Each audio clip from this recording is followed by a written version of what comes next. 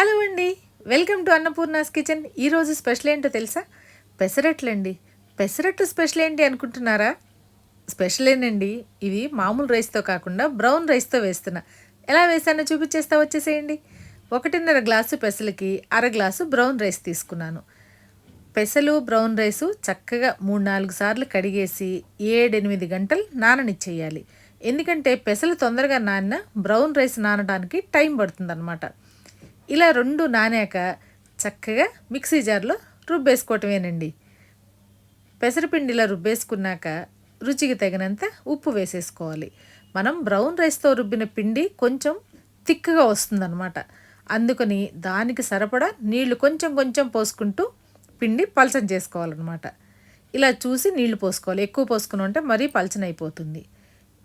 ఇలా నీళ్లు కలిపేసుకున్నాక పెనం వేడి చేసేసుకుని చక్కగా పెసరట్టు వేసేసుకోవటమేనండి. చాలా సింపుల్, ఇంకా హెల్దీ, టేస్టీ కూడా అనమాట. పెసరట్టు ఇలా వేసేసుకుని పైనుంచి లైట్గా నూనె వేసేసుకుని పెసరట్టు ఒకవైపు కాలాక తిప్పి ఇంకో వైపు కూడా కాల్చేసుకోవాలన్నమాట. పెసరట్టు తొందరగా కాలిపోతుంది, టేస్ట్ కూడా చాలా బాగుంటుందండి.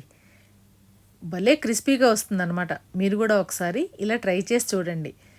పెసరట్టు రెండో వైపుకు తిప్పేసి ఒక్క 2 నిమిషాలు కాల్చేసుకుంటే వేడి వేడి పెసరట్టు రెడీ అయిపోతుందండి.